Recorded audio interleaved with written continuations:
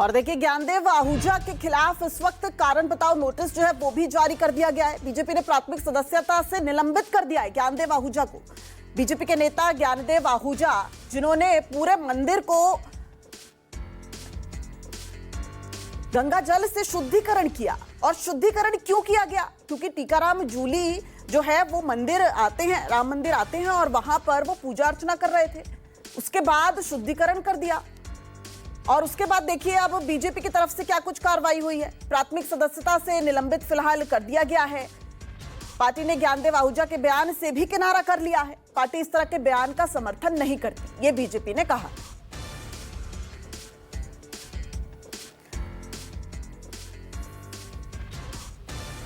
देखिए, हमारी इसमें कोई सहमति नहीं है। उन्होंने किस प्रसंग में क्यों दे दिया कुछ समझ में नहीं है। मैंने उनसे टेलीफोन करके पूछा तो उन्होंने सफाई दी। उन्होंने कहा कि मेरा मतलब केवल कांग्रेस से था। जूली साहब नेता है, और नेता तो कोई अलग से जाति होती नहीं है।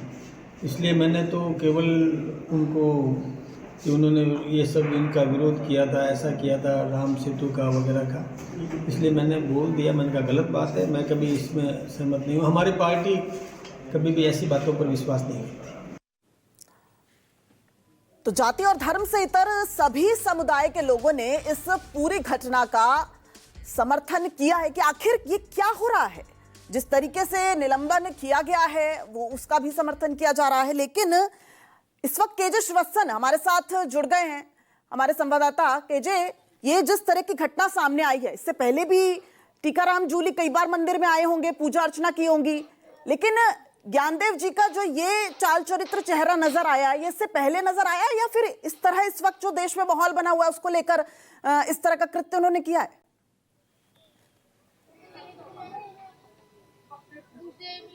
देखिए, एक बात समझनी होगी कि पिछले कुछ वक्त से नेता लगातार गंगा जल से शुद्धिकरण की बात विपक्षी नेताओं के लिए कहते आए हैं। उनके द्वारा जो काम किए जाते हैं उस पर कहते आए हैं। और जहां तक ज्ञानदेव आहूजा की बात है, वे फायर ब्रांड नेता माने जाते हैं। जब भी कोई बयान देते हैं, कुछ न कुछ बड़ा विवाद वे उस पर खड़ा कर देते हैं। यहां तक कि उन्होंने जब वायनाड में भूस्खलन आया था तो उसे भी गो तस्करी मामले से जोड़ते हुए देखा कि गायों को काटा जा रहा है वहां पर, इसी चलते वहां पर इस तरह का हुआ है। अलवर के नेता हैं, अलवर में काफी बड़ी उनकी पहुंच है। तो ऐसे में मेव क्षेत्र में जो गो तस्करी का मामला चलता रहता है, उसे लेकर वे कई बार ऐसे बयान देते हैं जो कि विवादों का कारण बन जाता है, और पार्टी को भी उस पर शर्मिंदगी उठानी पड़ती है। और इस बार तो उन्होंने हद ही कर दी थी कि नेता प्रतिपक्ष जो कि दलित समाज से आते हैं, टीकाराम जूली, जब एक मंदिर में गए तो उनके मंदिर में जाने पर उन्हें इतना अखरा, क्योंकि वे अलवर की राजनीति से जुड़े हैं। टीकाराम जूली खुद भी अलवर से हैं, और ज्ञानदेव आहूजा की जो राजनीति थी, जहां से वे विधायक बने थे, जो रामगढ़ अलवर का इलाका है, वह भी अलवर में ही आता है। तो ऐसे में उन्होंने उस बयान, उस घटना को, यानी कि टीकाराम जूली के मंदिर में जाने पर गंगा जल लेकर पहुंच गए, मंदिर में हनुमान चालीसा का पाठ कराया, और उसके बाद कहा कि अब यह मंदिर पवित्र हो चुका है। इसके पीछे का जो तर्क बताया उन्होंने, हमने जब पूछने की कोशिश की तो उन्होंने ये कहा कि जो नेता, कांग्रेस के नेता राम मंदिर के लिए नहीं गए दर्शनों के लिए, उन नेताओं को किसी भी राम मंदिर में आने का कोई अधिकार नहीं है।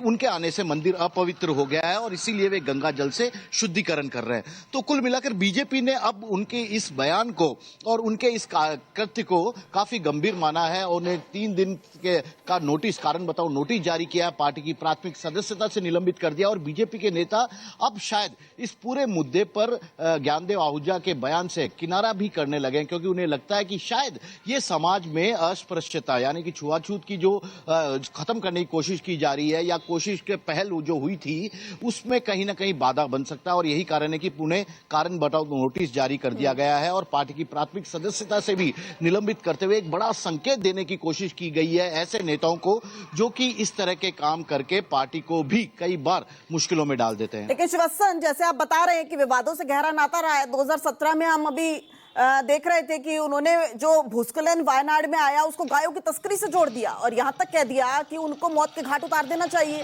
जो गायों की तस्करी कहते हैं। यानी ये तो समझ आ रहा है कि विवादों से गहरा नाता है, अपने आप को लाइमलाइट में लाने के लिए ऐसा किया जा रहा है। लेकिन क्या अब ज्ञानदेव जी को जब प्राथमिक सदस्यता निलंबित कर दिया गया है, बीजेपी ने किनारा कर लिया, अब उनके तेवर में कुछ कमी आई है या अभी भी वही तेवर नजर आ रहे हैं?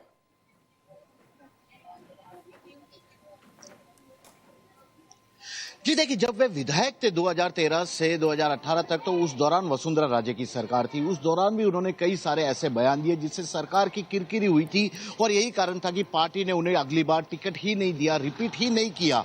हालांकि पार्टी को इसका अलवर में खामियाजा भी उठाना पड़ा, क्योंकि पार्टी अलवर को एक तरह से हिंदुत्व की प्रयोगशाला के रूप में आगे बढ़ा रही थी वहां पर। और जब उन्हीं के नेता इस तरह से पार्टी के कदमों को नुकसान पहुंचाते हैं, पार्टी की छवि को खराब करते हैं, तो निश्चित तौर पर उनके खिलाफ कार्रवाई की गई है। वैसा अभी हाल ही में भीलवाड़ा में भी जब सेक्स स्कैंडल कांड आया था, तो उस वक्त भी उन्होंने कहा कि जो आरोपी पकड़े गए थे एक समुदाय विशेष के, उन्हें नपुंसक बना दिया जाना चाहिए। तो इस तरह के जो बयान आते हैं, कहीं ना कहीं पार्टी को भी उसमें बैक फुट पर आ जाना पड़ता है। और इस बार तो मामला चूंकि छुआछूत से भी जुड़ा हुआ था कि एक दलित समाज के जो नेता हैं, नेता प्रतिपक्ष हैं, देखिए संवैधानिक पद होता है ये अपने आप में, राजस्थान में विधानसभा में नेता प्रतिपक्ष हैं, और उनके लिए यदि कोई इस तरह का बयान देता है तो निश्चित तौर पर बीजेपी ने भी इसे काफी गंभीर माना है। और यही कारण है कि ज्ञानदेव आहूजा को अब कारण बताओ नोटिस जारी करते हुए उन्हें पार्टी की प्राथमिक सदस्यता से निलंबित कर दिया। और बार बार मैं एक बात कह रहा हूं, पार्टी से जब हमने प्रदेश अध्यक्ष से बात की थी आज मदन राठौड़ से, तो उन्होंने कहा कि वे खुद भी इस बयान का समर्थन नहीं करते, क्योंकि पार्टी की जब कोई सदस्यता लेता है तो उस वक्त उसे शपथ दिलाई जाती है कि वह इस तरह से समाज को विभेद करने वाला ऐसा कोई काम नहीं करेगा। ये तो आप ठीक कह रहे हैं कि जो बीजेपी के नेता हैं वो भी इस वक्त बैकफुट पर नजर आ रहे हैं, वो भी इसका